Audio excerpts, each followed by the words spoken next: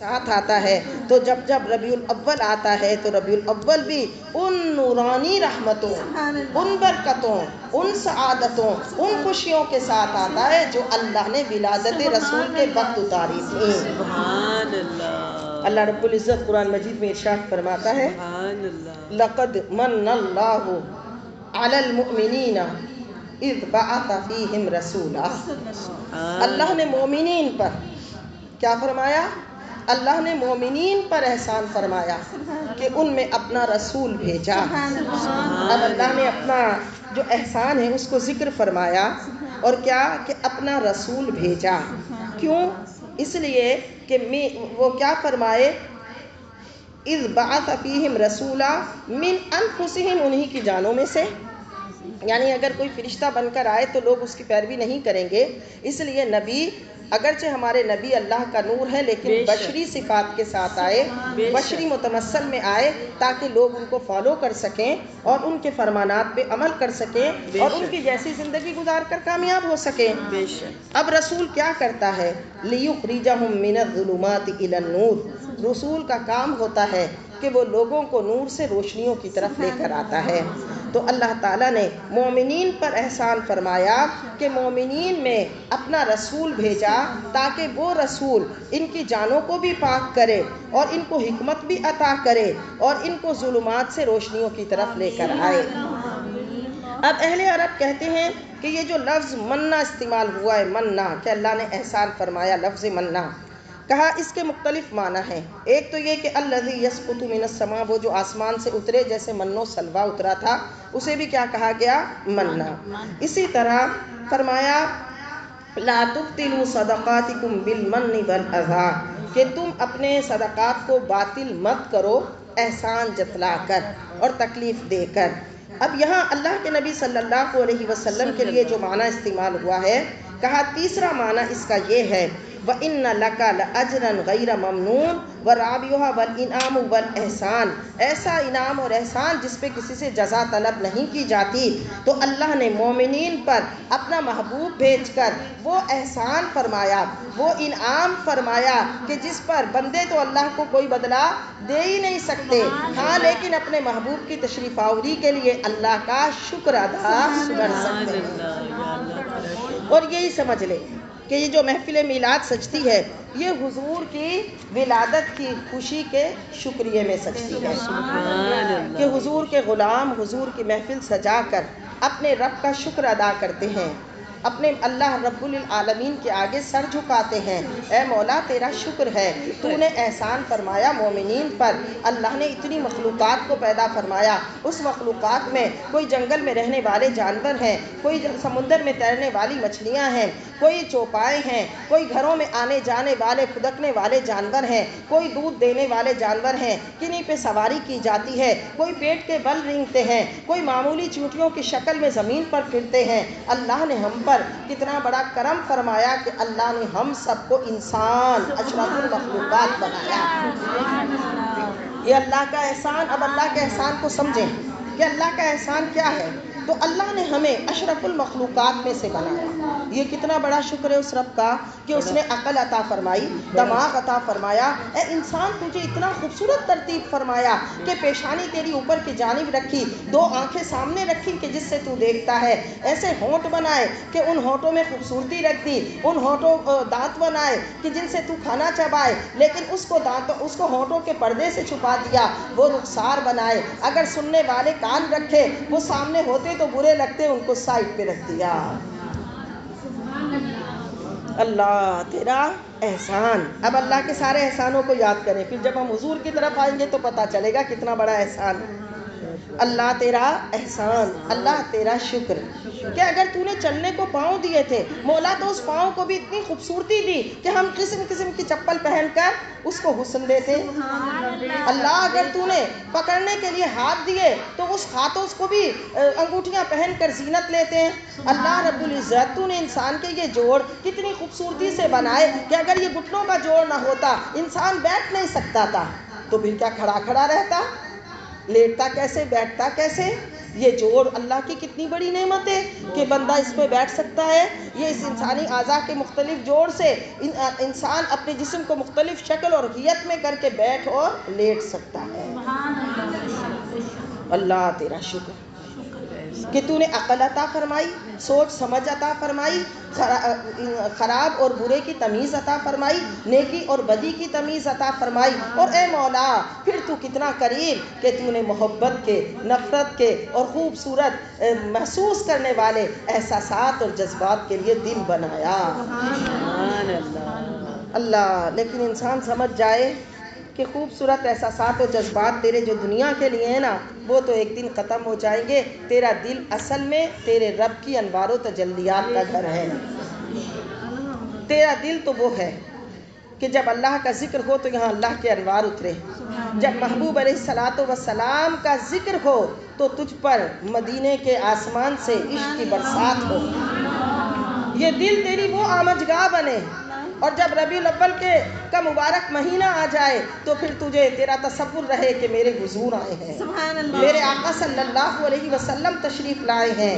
محبت کا عنایت کا عطا کا چاند نکلا ہے، محبت کا عنایت کا عطا کا چاند نکلا ہے. محبت کا کہ اللہ رب العزت ہمیں حضور کی محبت عطا فرمائے.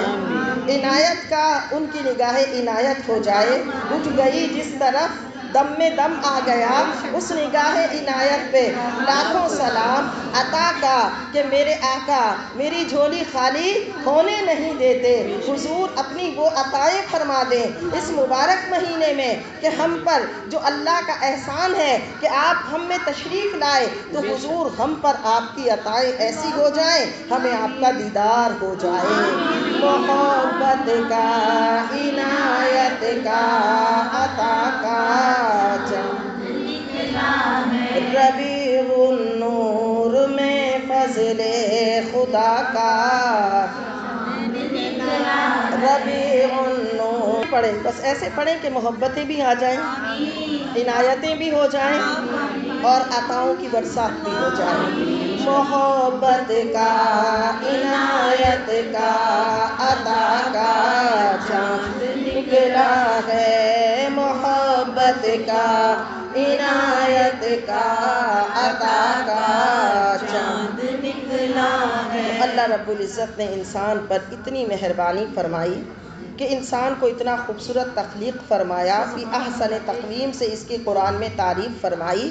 ایسا معتدل بنایا، ایسا اعتدال پر بنایا کہ گردن گھمانے کی ضرورت ہے تو جہاں تک گھوم سکتی ہے وہاں تک گھمائی. اللہ لیکن یہ انسان ہے جو گردن گھما کے جہاں تک گھوم سکتی ہے دیکھ سکتا ہے.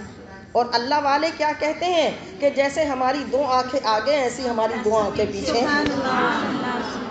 اللہ والے پیچھے سے بھی دیکھتے ہیں، اللہ والے آگے سے بھی دیکھتے ہیں. اللہ والوں کے پیارے سروں پر وہ شیشے نصب ہوتے ہیں جو وہ لوح محفوظ کی تصویر دیکھتے ہیں، لوح محفوظ کی تحریر دیکھتے ہیں. اللہ والے وہ شان رکھتے ہیں. تو اللہ رب العزت اپنے پیاروں پر وہ اکرام فرماتا ہے.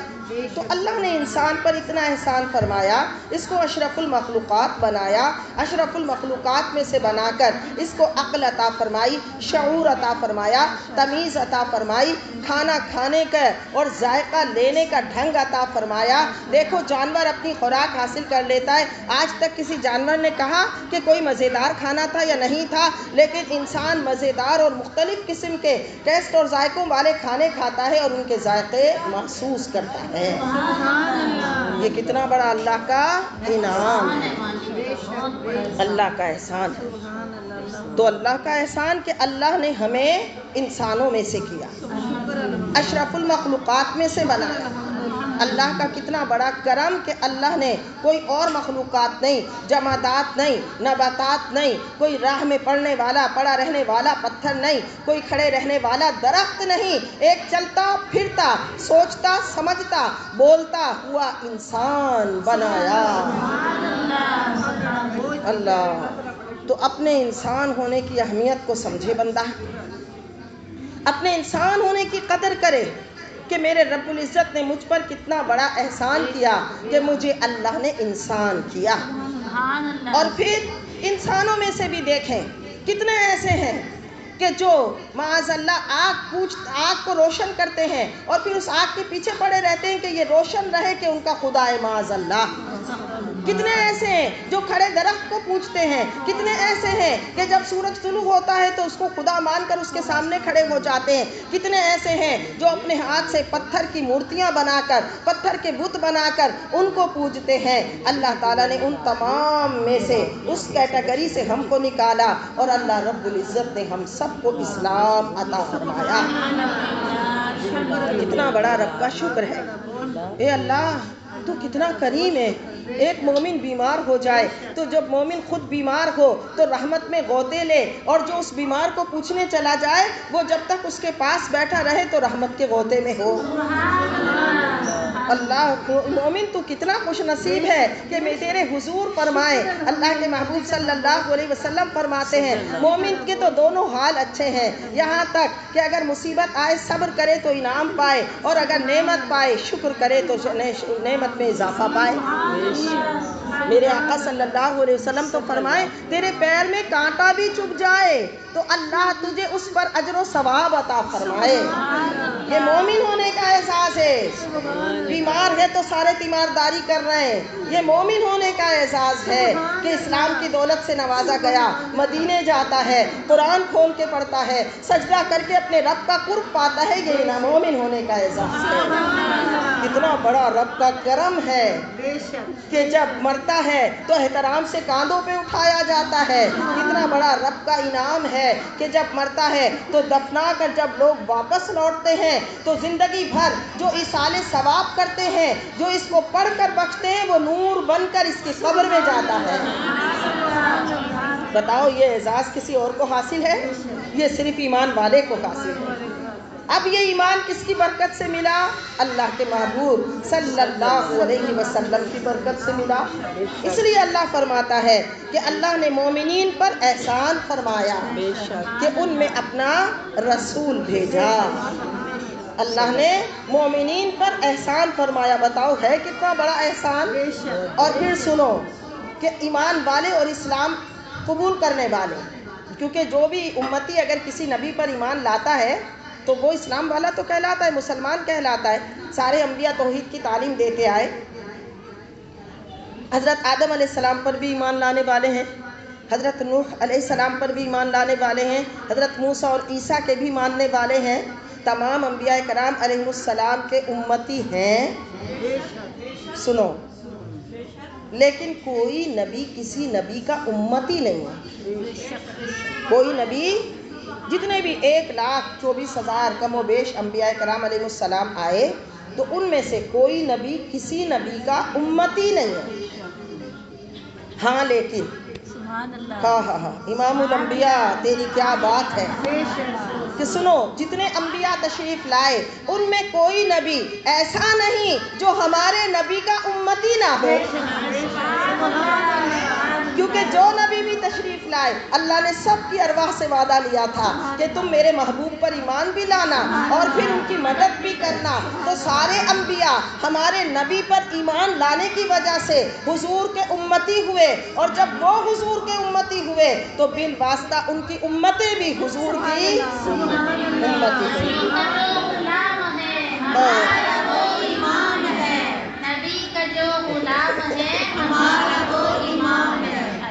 اللہ تیری شان، اللہ تیری شان، اللہ تیری شان۔ لیکن سنو وہ امتیں اپنے انبیاء کے واسطے سے حضور پر ایمان لائیں۔ سبحان اللہ۔ ہاں ہاں ہاں، اللہ اس سے بڑا کوئی کیا اعزاز ہے،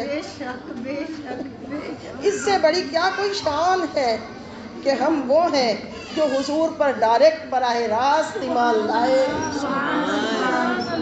ان کے انبیاء تو ایمان لائے، ان کے انبیاء اپنی امتوں کو بتاتے رہے کہ ایک نبی آئیں گے، ان کی یہ شان ہوگی، ان کی یہ فضیلت ہوگی، ان کا یہ حسن ہوگا، وہ اس نبی کا اشتیاق کرتے رہے، وہ اس نبی کا شوق کرتے رہے، وہ اس نبی کا انتظار کرتے رہے۔ دیکھیں حضور کی تشریف آوری کے بعد حضرت ابوبکر صدیق کو جو راہب ملا، اس نے جب حضرت ابوبکر صدیق کو ایک درخت کے نیچے بیٹھا دیکھا تو اس نے آپ کو بلایا اور کہا کہ تم اس درخت نہیں، حضور حضرت ابوبکر صدیق اس سے ملنے گئے تھے، حضور درخت کے نیچے بیٹھے تھے۔ اس نے کہا کہ یہ درخت کے نیچے جو بیٹھا ہے یہ کون ہے؟ واللہ یہاں پر نبی کے سوا کوئی نہیں بیٹھا۔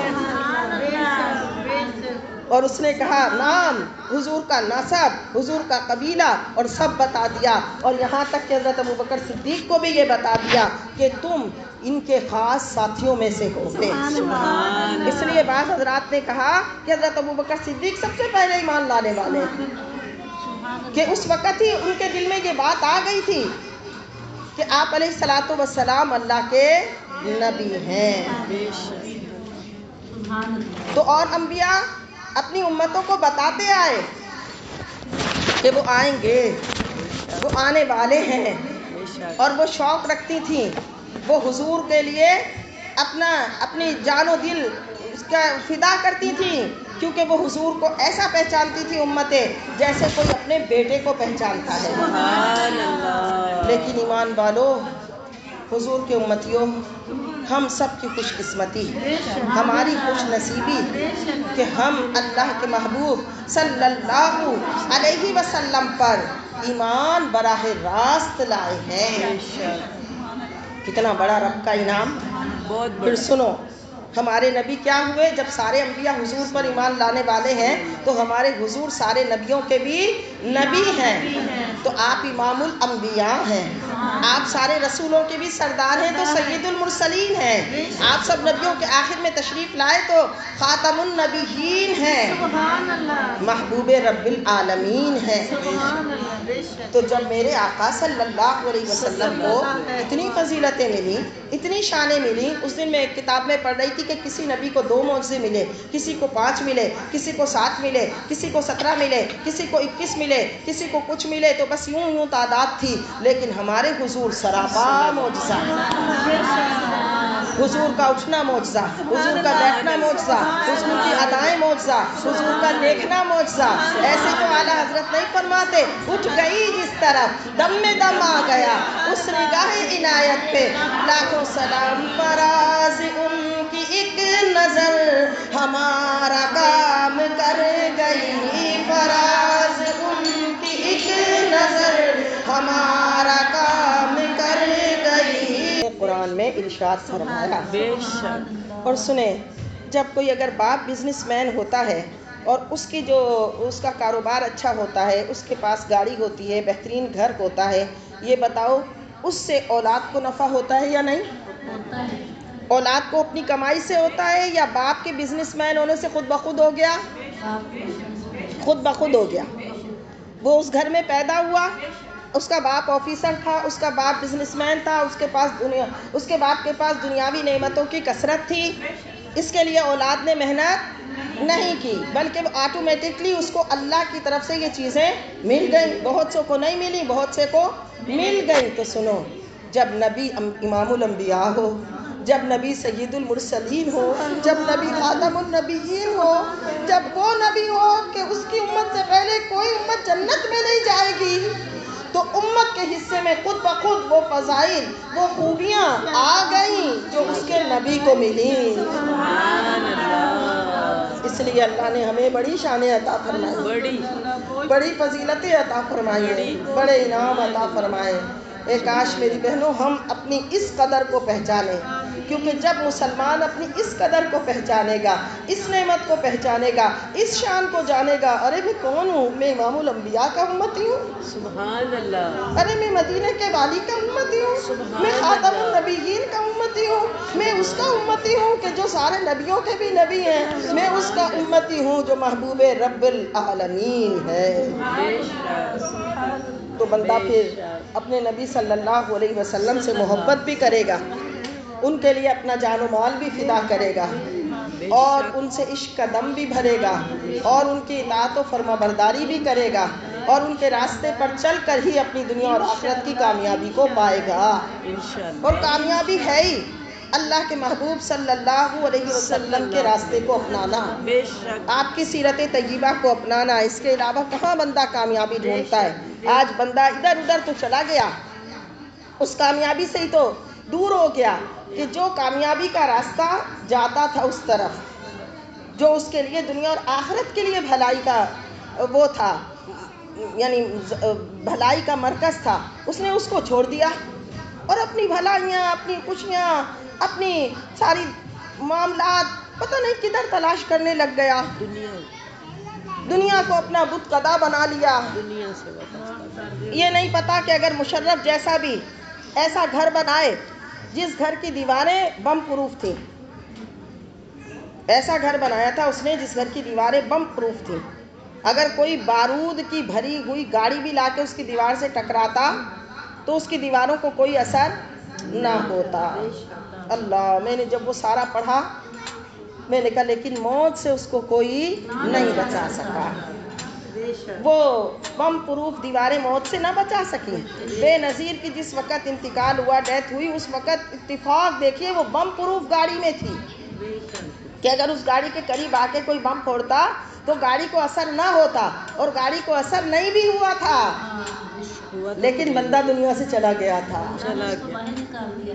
ہاں، موت نے۔ تو یہ بڑی غور کی بات ہے، بڑی توجہ طلب بات ہے کہ انسان تو کیا کر رہا ہے؟ کتنے قلعے بنائے گا، کتنی عمارتیں بنائے گا، کن میں اپنے دل کو پھنسائے گا، کس اولاد کے خاطر صرف اپنی زندگی کو بس گھماتا رہے گا؟ وہ اولاد تو وہ بحال ہے کہ ابھی تو دنیا میں ہی چھوڑ دیجیے آپ کے اولاد کی کیا کیفیت ہو گئی ہے، لیکن جس وقت بندہ دنیا سے جاتا ہے ان رشتہ داروں کے لیے بندہ مرتا ہے ساری زندگی کہ ہائے اللہ وہ بھی راضی رہے، وہ بھی راضی رہے، نہیں میرا شریکہ، نہیں میرا خاندان، نہیں میرا قبیلہ، بھائی وہ راضی رہے، وہ راضی رہے۔ اور وہ راضی رہنے والے جن کو ساری زندگی راضی رکھنے کی کوشش کی، اس میت پر بھاگتے دوڑتے آتے ہیں اور بھاگتے دوڑتے کھانا کھا کے چلے جاتے ہیں۔ بس یہ حقیقت ہے، اور وہ کچھ بھی نہیں کر سکتے، وہ کر بھی کیا سکتے ہیں؟ اب تو سویم اور 40ویں کی محفلوں میں بھی لوگ بالکل اختتام پر پہنچتے ہیں۔ اب تو وہ بھی چلا گیا کہ اب کوئی آئے گا، بیٹھے گا، کچھ پڑھے گا، کیونکہ محفل ایصال ثواب تو ہوتی تب ہے بہنوں جب کچھ پڑھے گا، اپنے پاس ہوگا تو آگے بھیجے گا۔ اب جس کے پاس اپنے پاس نہیں ہے وہ آگے کیا ایصال کرے گا؟ تو اپنے کپڑے شپڑے دکھانے، ایک دوسرے سے باتیں کرنے، اور وہ جو بریانی پکی ہے وہ کھانے آ جاتی ہیں اور پھر اٹھ کر چلی جاتی ہیں۔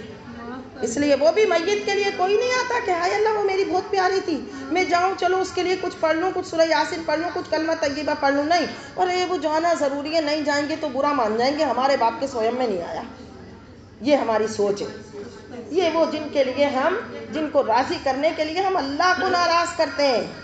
اسی لیے حضرت بی بی عائشہ صدیقہ رضی اللہ تعالیٰ عنہ نے فرمایا جس نے اللہ کو راضی کیا اور اللہ کو راضی کرنے میں اس سے لوگ ناراض ہو گئے تو اس کا یہ تو کامیابی ہے نا کہ اللہ اس سے راضی ہو گیا، لیکن فرمایا کہ اللہ لوگوں کو بھی اس سے راضی کر دے گا۔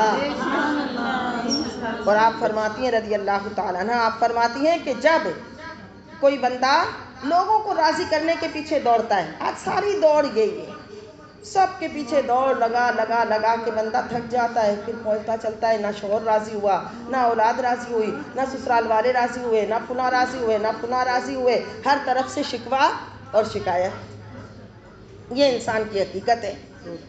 اللہ رب العزت اس کے پیچھے لگا دے، وہ دوڑ عطا کر دے جو اللہ کو راضی کرنے کی طرف لگ جائے۔ ہاں، ان رشتہ داروں کو اور ان حقوق کو اور ان ذمہ داریوں کو اللہ اس طرح نبھانے کی توفیق عطا فرمائے کہ یہ ذمہ داریاں نبھتی رہیں۔ یہ ٹھیکہ نہیں تھا کہ خوش بھی ہوں، یہ ٹھیکہ نہیں تھا، نہ یہ کہا تھا کہ ان کو خوش کرنا، صرف کیا کہا تھا؟ ذمہ داریاں نبھانا۔ تو ذمہ داریاں نبھانے کی کوشش کرے، حقوق العباد پورے کرے، لیکن خوش بھی ہوں، یہ والا ٹینشن اپنے دماغ سے نکال دے، ورنہ خود پھر ایک ٹینشن بن جائے گا۔ اللہ کو راضی کرنے کی کوشش کرے کہ اللہ خوش ہے، اللہ راضی ہے، میرا اللہ مجھ پر انعام فرمائے۔ تو فرمایا کہ جو اللہ کو راضی کرتا ہے اور اللہ اس میں لوگ اس سے کہیں ناراض ہو جاتے ہیں اور ان کے دلوں میں شکوے آ جاتے ہیں، اللہ لوگوں کو بھی اس سے راضی کر دے گا۔ اور جو اللہ کو ناراض کرتا ہے اور لوگوں کو راضی کرنے کی کوشش کرتا ہے تو اللہ تو ناراض ہوا، لیکن لوگ بھی اس سے کبھی راضی نہیں ہوں گے۔ تو اللہ ہمیں اپنے آقا و مولا صلی اللہ علیہ وسلم کے راستے پہ چلنے کی توفیق عطا فرمائے۔ یاد رکھو بیویو، اگر ہم اپنے گھر میں ہیں تب بھی ایک مومنہ عورت ہیں، مسلمان عورت ہیں، حضور پر ایمان لانے والیاں ہیں۔ اگر ہم کسی شادی کی تقریب میں گئے تو تب بھی ہم ایک مومنہ اور مسلمان عورت ہیں۔ وہاں پر پردہ حیا اور بے شرمی، پردہ حیا ختم ہو کر بے شرمی اور بے حیائی کی وہ کیفیت نہ ہو، استغفر اللہ، کہ شیطان بھی شرما کر بھاگ جائے کہ چھوڑو انہیں کیا کہنے کی ضرورت ہے، یہ تو آج اپنا سب کچھ ختم کر بیٹھی۔ تو مومن عورت، مسلمان عورت وہ نہیں، اور اوپر سے میڈیا کا مال کر رہا ہے کہ ہر وقت ایک عورت کو کس طرح دکھاتا ہے کہ ایک عورت چالیں کرنے والی، سازشیں کرنے والی، خاندان کو لڑانے والی، دو مردوں کے پیچھے، ایک مرد کے پیچھے دو عورتیں بھاگنے والی، اس سے شادی ہے تو اس مرد سے دل لگانے والی، ادھر وہ ادھر منہ مارتی۔ عجیب میڈیا حال دکھا رہا ہے، جو ڈرامہ ہے، جو چینل ہے، ہر چینل پہ یہی کچھ دکھایا جا رہا ہے۔ عورت کا دوپٹہ غائب کر دیا، عورت کی حیا غائب کر دی، صرف اس میں یہ دکھاتے ہیں کہ شادی کے بعد مقصد یہ کہ بچہ گود میں شوہر اٹھائے گا، اس کو ریسٹورنٹ میں لے جائے گا، یہ پارلر کے چکر لگائے گی، یا پھر یہ اپنے شوہر کے ساتھ تفریح گاہوں میں جائے گی، تو یہ ایک عورت کا کردار پیش کر رہے ہیں۔ عورت کا یہ کردار نہیں ہے بیویو۔ مسلمان عورت بہت عظیم ہے۔ مسلمان عورت تو وہ ہے جو حضرت سلطان باہو رحمۃ اللہ علیہ کی والدہ ہے، کہ جو خود اتنی صوفی بزرگ خاتون تھیں، ایسی صوفیہ تھیں، ایسی اللہ سے محبت کرنے والی تھی کہ ان کے بیٹے کو جتنی تصوف کی اور اللہ کی محبت کی تعلیم دی تھی وہ ماں نے دی تھی۔ حضرت بابا فرید الدین گنج شکر رحمۃ اللہ علیہ کی والدہ خود ایک ولیہ خاتون تھی، تو بیٹا فرید الدین گنج شکر ہے۔ حضور سیدی داتا گنج بخش رحمۃ اللہ علیہ کی والدہ عابدہ زاہدہ تہجد گزار تھیں، اور حضرت صابر کلیری رحمۃ اللہ علیہ کی والدہ ایسی ذاکرہ خاتون تھی، اللہ کا اتنا ذکر کرتی تھی کہ جب بچہ پیدا ہوا تو جلال میں جو اللہ کا ذکر کیا چھت اڑ گئی۔ کہتی ہیں، فرماتی ہیں، ارے بچے کو ڈانٹا کہ تو میرا بھی راز کھولتا ہے، اپنا بھی راز کھولتا ہے، کہ تو ماں کے پیٹ سے ہی ایسا ذاکر بن کے نکلا ہے، تو بچے کو اپنے ڈانٹا کہ میرا اور اپنا راز نہ کھول۔ یہ تھی مائیں، بچے نے وہ جیسے ہی پیدا ہوئے نا تو اللہ کا ذکر ایسا جاری ہوا کہ چھت اڑ گئی، تو آپ پریشان ہو گئی۔ وہ جلال میں بہت تھے نا حضرت صابر کلیری رحمۃ اللہ علیہ، پھر پوری زندگی جلال میں ہی گزری، تو فرماتی ہیں کہ راز کھولتا حضرت صابر کلیری رحمۃ اللہ علیہ، حضرت بابا فرید الدین گنج شکر رحمۃ اللہ علیہ کے بہت بڑے مرید، ایک حضرت خواجہ نظام الدین اولیاء تھے اور ایک حضرت صابر کلیری رحمۃ اللہ علیہ تھے۔ تو حضرت بابا صابر کلیری رحمۃ اللہ علیہ انڈیا میں ان کا مزار ہے۔ حضرت بابا فرید الدین گنج شکر کے دو سلسلے ہیں نا، چشتیہ صابریہ اور چشتیہ نظامیہ۔ نظامیہ حضرت خواجہ نظام الدین اولیاء سے، اور صابریہ حضرت بابا صابر کلیری رحمۃ اللہ علیہ سے۔ حضرت بابا صابر کلیری رحمۃ اللہ علیہ کے جو مریدین ہیں ان کی بھی بڑی شان ہے۔ ایک بزرگ ہیں حضرت فضل الدین کلیامی رحمۃ اللہ علیہ، پنڈی کی طرف جائیں تو رستے میں کلیام شریف آتا ہے، وہاں ان کا مزار ہے۔ ایسے بزرگ، اللہ اکبر، کہ جسے سل پتھر اسے کہتے تھے، ایسا گرم پتھر ہوتا تھا، اس پر پوری زندگی بیٹھ کر ایسا اللہ کا ذکر کیا کہ آپ کے کپڑے بھی جسم پر سلامت نہیں رہتے تھے، ایسا اللہ کا ذکر کیا۔ ایک مرتبہ آپ کی بارگاہ میں ایک خاتون آئی تو وہ دہی لے کر آئی، آپ نے کہا اس دہی میں سرخ مرچیں ڈال دو، تو کہا حضرت پھر یہ اس کا کیا ہوگا، کہا اس ڈال دو، تو انہوں نے سرخ مرچ ڈال دی، وہ لے کر پی گئے۔ تھوڑی دیر میں ایک خاتون آئی، وہ بڑا اچھا گھی کا حلوہ اور مزیدار چیزیں بنا کے لے کر آئی اور منت کرنے لگی، حضرت میں نے منت مانی تھی میرا فلاں کام ہو جائے، تو کام ہو گیا اور میں نے منت مانی تھی کہ آپ کے لیے کھانا لاؤں گی، تو حضرت آپ یہ کھانا تناول فرمائیں۔ اب مریدین ضد کریں، خاتون ضد کرے، فرمایا نہیں، وہ کھانا پسند نہیں تھا اس لیے کھایا، یہ کھانا پسند آ رہا ہے نہیں کھاؤں گا، کیونکہ اپنے نفس پر پاؤں رکھا ہوا ہے۔ یہ ہیں اللہ والے، اللہ اکبر. تو جب آپ کا وصال ہوا تو حضرت پیر مہر علی شاہ رحمۃ اللہ علیہ نے اتنی لوگوں کی تعداد آئی تھی جنازہ پڑھنے کے لیے کہ انہوں نے گھوڑے سے جو ہے لوگوں کی صفیں درست کروائی تھی. تو جب لوگ آئے اتنی زیادہ، اور ظاہر ہے اس وقت لوگ جانوروں پہ بھی سواری کرتے تھے، ویسے بھی سواری کرتے تھے، پیدل بھی آئے، جیسے آئے بڑی دور دور سے سفر کر کے اتنے کثرت سے لوگ آئے. تو کوئی ایسی فصل بوئی ہوئی تھی کہ جو فصل بونے کے بعد اس کی حفاظت ضروری ہوتی ہے، اس پر کچھ چیز پاؤں وغیرہ نہیں رکھ سکتے، شاید کپاس کی یا کوئی ایسی فصل تھی. تو جب اتنی کثرت سے لوگ آئے اور ان کے جانور بھی ساتھ تھے، اس سے لوگوں کی فصلیں روندی گئیں جب آپ کا دنیا سے ظاہری وصال ہوا. اب لوگ ذرا پریشان ہوئے کہ حضرت کے اس پر اتنے لوگ آئے اور ہماری تو فصلیں خراب ہو گئیں. جس کی فصل زیادہ روندی گئی تھی اس کی فصل اتنی زیادہ اچھی ہوئی اور کثیر ہوئی. یہ ہیں اللہ والے. لیکن وہ اللہ والے کیسے بنے؟ اپنے نفس پر پاؤں رکھ کر.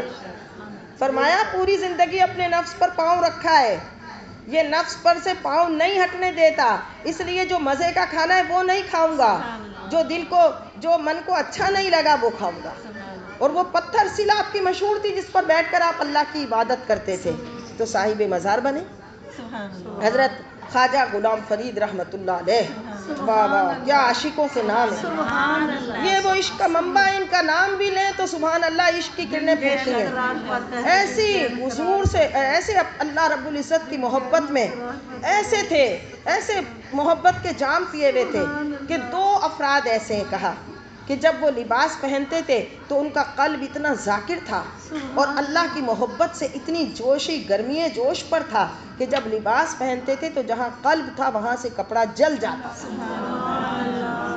اللہ اکبر. حضرت خواجہ غلام فرید رحمۃ اللہ علیہ بھی ان میں سے ایک بزرگ ہیں. تو یہ اللہ والے ہیں.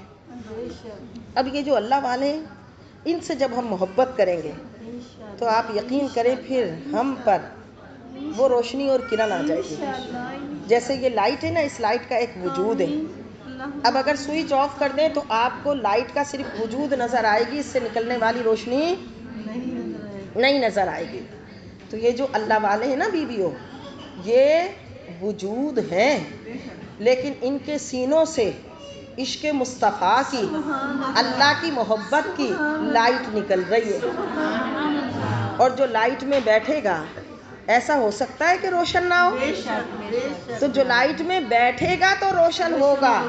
تو جو ان کی محبت میں جیے گا، ان سے محبت کرے گا، ان سے اپنا تعلق بنائے گا، اللہ والوں سے تو تعلق کام آتا ہے. اور اللہ والے ایسے ہیں اتنی محبت کرتے کہ اگر دنیا میں ہم نے کبھی ان کا تذکرہ کر لیا، انہیں یاد کر لیا، ایسا ہو ہی نہیں سکتا کہ زندگی میں کبھی نہ کبھی ہمیں کوئی انعام نہ ملے.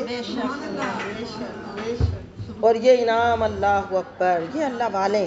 اور وہ ایک بزرگ نے اس دن ارشاد فرمایا، کہا اللہ والے کسی سے قبول نہیں کرتے لیکن کرتے اسی سے قبول ہیں جسے نوازنا ہوتا ہے. جسے نوازنا ہوتا ہے. اس کا مطلب ہے ہر ایک کا مال اللہ والوں کی خدمت کے لیے نہیں نکلتا. ہر ایک کا مال اللہ والوں کے لیے نہیں نکلتا. اللہ کسی کی اوقات نہیں، کسی کی حیثیت نہیں، اللہ والوں کی شان ہے. جس کو نوازنا چاہتے ہیں اس کو قبول فرما لیتے ہیں. تو یہ اللہ والوں کی کیا شان ہے، سبحان اللہ.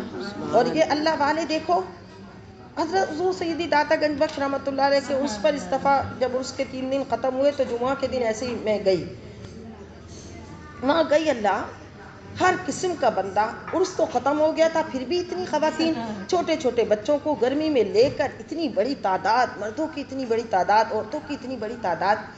اور پھر اتنا لنگر تھا وہاں پر، لوگ کھا رہے تھے لنگر. جو روحانی لنگر لینے جاتا ہے وہ روحانی لنگر کی طلب میں بیٹھتا ہے، اور جو دوسرے لنگر کی طلب میں جاتا ہے وہ نہ بھی جائے تو وہ نوازتے ہیں. خیر میں نے کہا ہائے ہائے اللہ والو تمہاری بھی کیا شان ہے.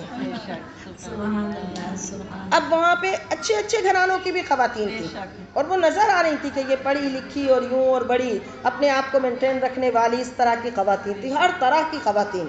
میں نے کہا واہ اللہ والو تمہاری بھی عجیب شان ہے اپنے ارد گرد ایسا ہجوم لگاتے ہو، دنیا کو بلاتے ہو، دنیا سفر طے کر کر کے آپ لوگوں کے پاس سلام کرنے پہنچتی ہے، پھر ان کو کھانے بھی کھلاتے ہو۔ اتنا مہنگائی کا دور ہے، آج جو ملتا ہے وہ کہتا ہے ارے باجی 2 مہمان آ جائے نا پورا بجٹ آؤٹ ہو جاتا ہے۔ میں نے کہا اللہ والو آپ لوگوں کی شانیں عجیب ہیں کہ اتنے ہزاروں مہمان آ جائیں آپ کا بجٹ آؤٹ نہیں ہوتا۔ اور پھر سب سے بڑی بات، ہم تو کسی کو جس کے ساتھ ہمارا مزاج نہ ملے تھوڑی دیر برداشت نہیں کرتے۔ میں نے کہا اللہ والو آپ لوگوں کی بڑی شان ہے، کوئی یہاں پہ کیسے آ رہا ہے، کوئی کیسے حاضری دے رہا ہے، کوئی کیسے رویہ کر رہا ہے، کوئی کیسا معاملہ کر رہا ہے، سب کو آپ برداشت بھی کر رہے ہیں۔ اور یاد رکھیے گا اللہ والوں کی بارگاہ میں حاضری خالی نہیں ہوتی۔ اللہ والے اگر زبان سے کچھ بھی نہ کہیں تو اللہ والوں کے دل اپنی تجلی میں، اپنی صفائی میں اس عروج پر ہوتے ہیں۔ جیسے ہم لائٹ کے نیچے بیٹھے تو لائٹ نے ہم کو روشن کیا، تو جب ہم اللہ والوں کے چاہے وہ زندہ ہو یا دنیا سے ظاہری اس سے چلے جائیں، تب بھی ہم جب ان کے قرب میں بیٹھتے ہیں تو وہ روشنی، وہ نور ضرور پڑتا ہے اور وہ دلوں کی صفائی کا سبب بنتا ہے۔ اللہ والوں کا قرب دلوں کی صفائی کا سبب بنتا ہے۔ اب یہ اللہ والے کس سے چمک رہے ہیں؟ حضور کے نور سے۔ جب حضور کے نور سے چمکنے والے، ان اللہ والوں کی شان یہ ہے، ان اللہ والوں کا مقام یہ ہے، حضور کی امت کے اولیاء کو اللہ رب العزت نے اتنی بڑی شانیں عطا فرمائی کہ غوث پاک فرمائیں میرا مرید مشرق میں ہو اور میں مغرب میں اور وہ مجھے پکارے تو میں اس کی پکار سنتا ہوں۔ لوگ کیسے کیسے واقعات سناتے ہیں، اللہ والوں کی کیسی کیسی کرامات کا صدور ہوتا ہے۔ دنیا سے جانے کے بعد بھی اللہ والے، ان کی کرامتیں بھی جاری رہتی ہیں، ان کا فیض بھی جاری رہتا ہے۔ یہ حضور کی امت کے اولیاء کا مقام ہے۔ تو پھر اللہ کے محبوب صلی اللہ علیہ وسلم جن کے نور سے یہ سارے روشن ہوئے، بے شک میرے آقا آپ کے غلاموں کی یہ شان ہے، تو آپ علیہ الصلوۃ والسلام میرے آقا سیدی یا رسول اللہ آپ کی شان کیا ہوگی؟ اس لیے اعلیٰ حضرت نے فرمایا کہ میں کیا ان کی شان بیان کروں، میں تو یہ کہتا ہوں کہ سب سے اعلیٰ و اعلیٰ ہمارا نبی، سب سے بالا و اعلیٰ۔ تو بیویوں محفل میلاد ہمیں بدلے، ہماری شادی بیاہ کی رسومات کو بدلے، شادی بیاہ میں ہماری حیت و حالت کو بدلے، شادی بیاہ میں ہماری کیفیت کو بدلے۔ ہم ایسے اب تو وہ فوٹو شاپ اور فلاں اور وہ جو لوگوں نے بنا لیا، اللہ معاف کرے، شادیاں گناہوں کا ایک منبع بن گئیں، ایک گناہوں کا مرکز بن گئی۔ لگتا ہے کسی کے گھر میں کوئی شادی کی تقریب ہونے والی ہوگی تو گناہوں کا ڈھیر۔ بیویوں کب تک اس شادی کی خوشی رہے گی؟ وہ ابھی ایک لڑکی نے بتایا ایسے فوٹو شاپ کروایا، یہ کروایا، وہ کیا، باپ نے 16 لاکھ کا مکان بیچا، بیٹی کی شادی کی، کوئی گناہ کی رسم تھی جو نہ ہوئی، 3 مہینے بھی نہیں گزرے طلاق ہو گئی۔ استغفر اللہ ربی من کل ذنب واتوب الیہ۔ اس لیے اللہ کی نافرمانی سے ہر حال میں بچنا ہے۔ یہ دنیا ایک دن چھوڑ کے چلی جانی ہے۔ کوئی یہ دنیا کی رسمیں، یہ برادری، یہ خاندان، یہ قبیلے، یہ بری رسمیں، یہ گناہوں کی طرف لبھانے والے سامان، یہ سارا کا سارا دنیا میں رہ جائے گا۔ بندہ اکیلا تنہا اپنی قبر میں ہوگا۔ ہاں اگر اس سینے میں عشق مصطفیٰ کا داغ لگا لیا تو وہ چراغ بن کر قبر میں ضرور جلے گا، وہ میرے آقا ضرور کرم فرمائیں گے۔ تو شرم آنی چاہیے اپنے نبی کی نافرمانی کرتے ہوئے، حیا آنی چاہیے اپنے آقا علیہ الصلوۃ والسلام کی حکم عدولی کرتے ہوئے۔ اتنی غیرت ایک مومن بندے میں ہونی چاہیے کہ نہیں، میں اللہ رسول کی نافرمانی کسی صورت بھی نہیں کروں گا۔ اس کے اخلاق، اس کے عادات، اس کے افعال ایسے ہوں جو حضور کو پسند آ جائیں۔ تو انشاءاللہ باجی اب آخر میں ہمیں سب کو یہ بتائیں کہ ہم اپنی عملی زندگی میں عام روٹین میں درود پاک تو پڑھتے ہیں، لیکن ہم کون سے اچھے عمل کریں جن سے ہمارے دلوں میں حضور صلی اللہ علیہ وآلہ وسلم کی محبت روشن ہو جائے اور ہم آپ کی بات مان کے اس چیز کو روزانہ پکڑ لیں۔ سب سے بڑی بات تو یہی ہے جو بھی میں نے کہی کہ عملی تبدیلی۔ کہ محفل میلاد میں آئے, مدینہ شریف بھی گئے, سارے معاملات بھی اچھے کیے, تو پھر شادی بیاہ کی تقریب بھی بتائے کہ سبحان اللہ یہ ایمان والوں کی شادی ہو رہی ہے, جو درود پڑھتے ہوئے اپنی بیٹی کو رخصت کر رہے ہیں, جو محفل نعت میں اپنے بیٹے کا صحرا باندھ رہے ہیں, جو اپنی دلہن کی بالکل بے پردگی نہیں ہونے دے رہے. دلہن بننے کا مطلب یہ نہیں ہے کہ بے پردہ ہو کر وہ کیمرے والوں کی اور سارے لوگوں کی نگاہوں کا مرکز بن گئی. کسی صورت بھی بے پردگی جائز نہیں ہے. اور بھی زندگی کے معاملات میں ادھر سے اٹھے ادھر گئے, اس کی بات کر دی, ادھر سے اٹھے اس کی بات کر دی. خاندان والوں میں کھچڑی پکتی رہتی ہے, رشتہ داروں میں غیبتیں اور چغلیوں کا بازار گرم رہتا ہے. اب میں آپ کو بتاؤں, باجی نے بولا کہ کیا بات ہو. پڑھنے کی بات تو ٹھیک ہے کہ حضور کا جتنا درود پاک حضور پر پڑے گا تو انشاءاللہ حضور سے رشتہ مضبوط ہوگا. لیکن یاد رکھو, ساری چیزوں کی اصل من کو صاف کرنا. جب دل صاف ہے, حضرت انس کو حضور نے کیا فرمایا, تو اس حال میں صبح کر تیرے دل میں کسی کے لیے کینہ نہ ہو. معمولی باتوں پہ ناراض ہونا, معمولی باتوں پہ منہ بنانا, معمولی باتوں پہ ہے اس نے تو مجھے ایسا کہا تھا, فوراً جا کر وہ دوسرے سے ڈسکس کرنا, اس کے اوپر غیبتوں کے انبار لگانا, چغلیاں کرنا, دوسروں کی نعمتوں کو دیکھ کر جلنا. نہیں بہنوں, جس کو اللہ نے جو دیا ہے, جتنا دیا ہے, اس نے جو اس کی تقدیر میں لکھا تھا اللہ نے عطا کر دیا, اور جو آپ کی تقدیر میں لکھا ہے آپ جب تک اس کو استعمال نہیں کر لیں گے دنیا سے جائیں گے ہی نہیں. بے شک. تو اس پر یقین رکھیں کہ جو میرے رب نے دیا بہت دیا, خوب دیا, سب سے بڑھ کر دیا. اس لیے پھر دوسروں کے کپڑے, دوسروں کے گھر, دوسروں کی گاڑیاں, دوسروں کی جائیداد کی ٹوہ لگانا چھوڑ دیجیے. باجی اصل میں باجی کے کہنے کا مقصد یہ ہے کہ جب پہلے لوگ تجارت کے لیے اور بزنس کے لیے, کاروبار کے لیے جایا کرتے تھے تو 5-5 سال لگا کر آتے تھے, پیدل سفر کرتے تھے, سواریوں پہ سفر کرتے تھے. تو بیوی جاتے وقت کہتی تھی کہ آپ جب بھی آنا میرے لیے حلال رزق لے کے آنا. تو عورتیں پیچھے سے گزارا کرتی تھیں, تبھی تو وہ ولیہ بنتی تھیں, تبھی تو وہ کامل اچھی ماں بنتی تھیں. لیکن آج کوئی بھی ایک فنکشن آ جائے تو بیوی کیا خاوند کو کہتی ہے, تمہارے پاس دن بھی کوئی نہیں ہے, تم چاہے جہاں سے مرضی لے کر آؤ, میرا ابھی پورا کرو ورنہ خاندان میں میری عزت نہیں ہوگی. صحیح بات. ہمیں ایک غریب سے غریب عورت بھی کہے گی مجھے پارلر جانا ہے, مجھے اتنا مہنگا سوٹ بنانا ہے, اتنا ٹینشن گھر میں, اور وہ بیچارے عورت کی حالت خراب. یقین کریں بعض مرد بھی بیچارے شکایت کرتے ہیں, باجی ان عورتوں کو سمجھائیں, یہ ہم سے مطالبے ہی کرتے نہیں تھکتی. تو اپنے گھروں میں مطالبے نہیں کرنے چاہیے, جو اللہ نے دیا ہے اس کو اللہ کے نام پہ خرچ کر کے اپنے شوہر کے رزق کو اچھی جگہ پر صدقہ جاریہ بنائیں. ابھی میں اس کا واقعہ سناتی ہوں. میں اس دن پڑھ رہی تھی تو اس میں لکھا ہوا تھا کہ جس جسم میں حرام داخل ہوگا نا وہ جنت میں داخل نہیں ہوگا. اب یہ ہم عورتوں نے یہ طے کرنا ہے کہ ہم نے اپنے خاوند کو کس طرف لگانا ہے. جو عورت دنیا میں گزارا کٹ جائے گی اپنے خاوند کے ساتھ, بچوں کی اچھی تربیت کٹ جائے گی, اسی کے پیروں تلے جنت. بے شک, بالکل. لیکن جس نے ڈیمانڈ کی, جس نے اپنی ضرورتوں کے لیے ڈیمانڈ کر دی نا, اور خاوند کو اس کی ڈیمانڈ پوری کرنے کے لیے حرام کی طرف جانا پڑا, وہ عورت سب سے پہلے دوزخ میں جائے گی. اس لیے ہم نے اب آ کے اپنے اللہ کو راضی کرنے کے اور حضور صلی اللہ علیہ وسلم کی سنتوں پر عمل کریں گے, حضرت بی بی فاطمہ الزہرا رضی اللہ عنہا کے نقش قدم پر چلیں گے تو باجی کی ساری باتیں حاصل ہوں گی, اور ہمارے دلوں کو اللہ اپنے نور سے روشن کر دے. تو اللہ رب العزت ارشاد فرماتا ہے, یا اہل الکتاب قد جاءکم رسولنا یبین لکم کثیرا مما کنتم تخفون من الکتاب ویعفو عن کثیر قد جاءکم من اللہ نور وکتاب مبین. حضور کی ولادت بسعادت مکہ میں ہوئی, آپ کا رہنا سہنا عرب میں رہا, لیکن آپ کی تشریف آوری پورے عالم کے لیے ہے, پورے جہان کے لیے ہے. اور اس کو یوں سمجھو کہ سورج مشرق سے نکلتا ہے لیکن اس کی کرنیں پورے جہان کو روشن کرتی ہیں. تو हुजूर की तशरीफ आवरी मक्का मुकर्रमा में हुई, लेकिन आपके नूर से सारा जहान रोशन हो गया।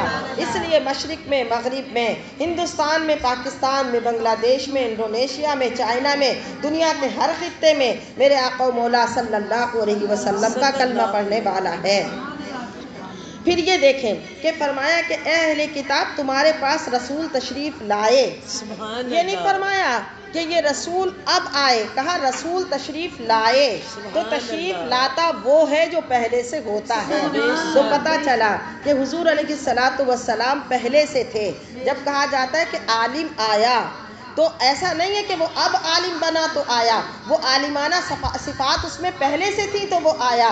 तो अल्लाह के महबूब सल्लल्लाहु अलैहि वसल्लम में भी सारी सिफात पहले से थी, बस रिसालत का ज़हूर हुआ। फिर फरमाया युबय्यिनु लकुम कसीरा, वो बहुत सी बातें तुमसे बयान करते हैं, वो जो तुम छुपाते हो किताब से। तो यहाँ से अल्लाह के महबूब सल्लल्लाहु अलैहि वसल्लम के गैब का इल्म ज़ाहिर हुआ कि जो छुपा, जो पोशीदा हो वो हुजूर जानते हैं। आप जानवरों की बोली भी जानते हैं, आप पत्थरों का, कनकरियों का कलमा पढ़ना भी सुनते हैं, बल्कि वो पढ़ती है आपके हुक्म से है। आप उस सुतून का रोना भी जानते हैं जो आपके इश्क में रोया। और कहा जाता है कि देखो पत्थर से पानी के चश्मे बहें तो ये पत्थर की आदत होती है, लेकिन एक बेजान खजूर के तने में जान नहीं होती, लेकिन वो हुजूर के इश्क में रोए। तो ये मेरे आका सल्लल्लाहु अलैहि वसल्लम की शान है।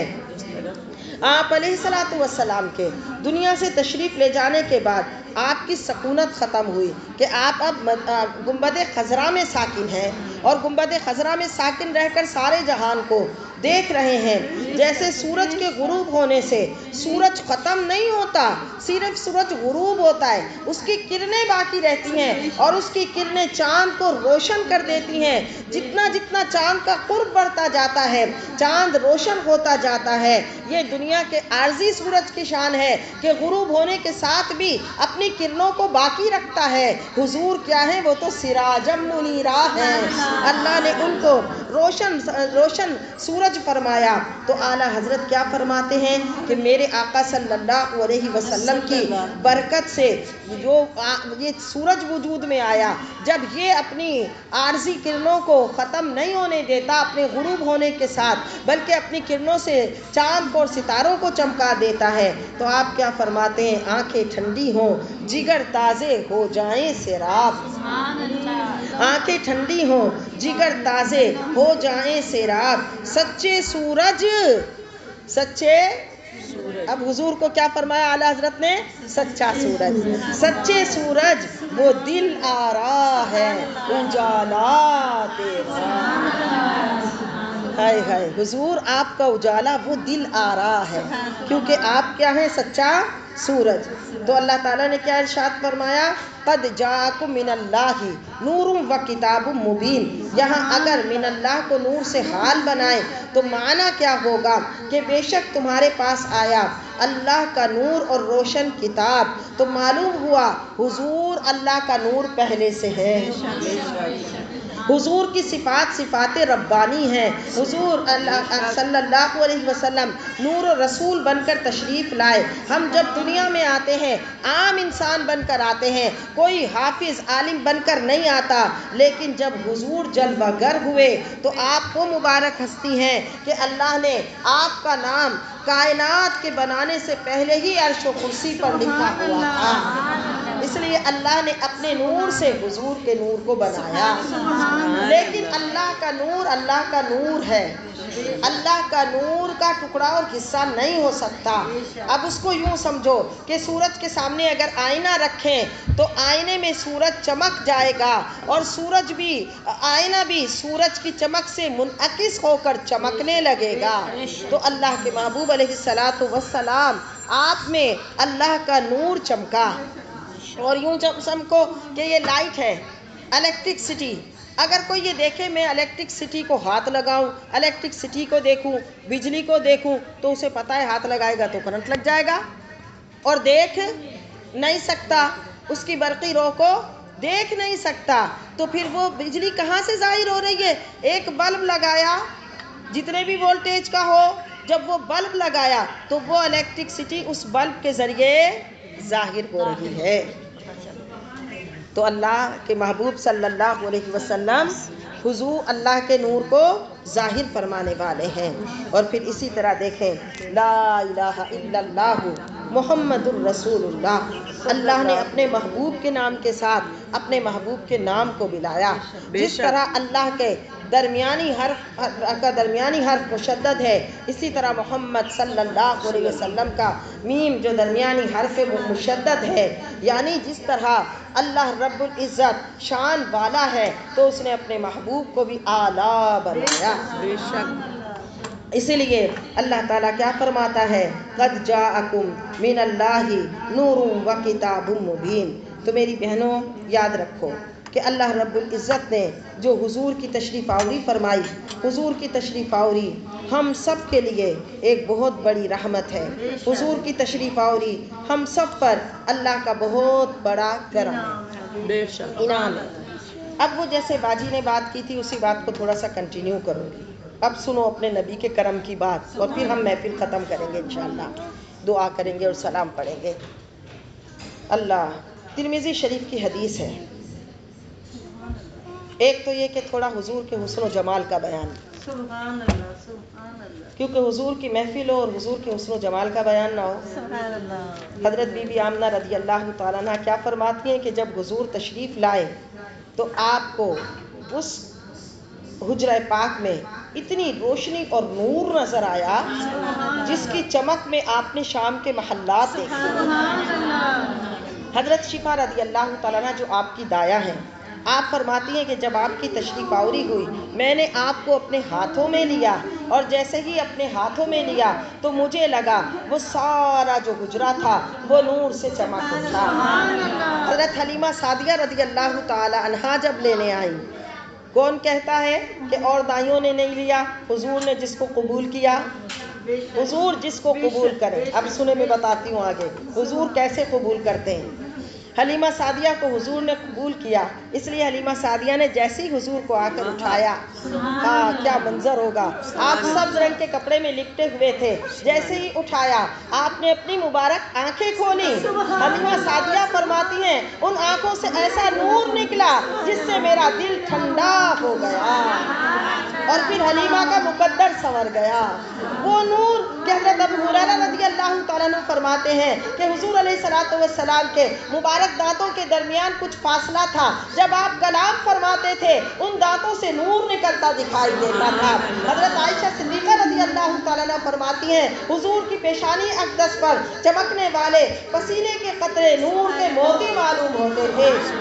حضرت انس فرماتے ہیں حضور علیہ السلام کے مبارک رخساروں میں دیواروں کا عکس جھلکتا تھا۔ حضرت علی رضی اللہ تعالیٰ عنہ جب حضور کے اوصاف بیان فرماتے تھے تو فرماتے تھے آپ کا قد نہ تو بہت اونچا تھا نہ بہت کم تھا، لیکن جب کسی محفل میں بیٹھتے تھے تو سب سے نمایاں نظر آتا تھا۔ فرماتے ہیں آنکھیں اتنی خوبصورت تھیں، ان میں سرخ ڈورا تھا جو نبوت کی نشانی تھا، ناک مبارکہ اس طرح تھی کہ وہ بڑی بلند دکھائی دیتی تھی، لیکن جب قریب جائیں تو نور کا لمعہ نکل رہا ہوتا تھا۔ رخسار مبارک بڑے خوبصورت تھے، بڑے متوازن تھے، رنگ مبارکہ ایسا تھا جس میں ایسی سفیدی تھی جس کے ساتھ سرخی ملی ہوئی تھی، جبین اقدس بڑی خوبصورت تھی، دونوں ابرو بڑے پیارے تھے، آپ کی پلکیں مبارکہ ایسی حسین تھی کہ جب اٹھتی اور گرتی تھی تو حسن دکھائی دیتا تھا، اور ہونٹ مبارکہ کتنے خوبصورت تھے، پتلی پتلی وہ گلے قدس کی پتیاں، ان لبوں کی نزاکت پہ لاکھوں سلام، اور ہاتھ مبارکہ کیسے تھے۔ حضرت انس فرماتے ایک مرتبہ بچوں کے ساتھ کھیل رہا تھا، حضور بچوں کے درمیان سے تشریف لے جا رہے تو ہر بچے کے رخسار پر ہاتھ رکھ رہے تھے۔ میں آگے بڑھا، میں نے جلدی سے حضور سے مصافحہ کیا تو حضور کے ہاتھ مبارکہ برف سے زیادہ ٹھنڈے تھے، عطار کے صندوقچے سے نکلنے والے عطر سے زیادہ خوشبودار تھے۔ سبحان اللہ، اللہ اکبر۔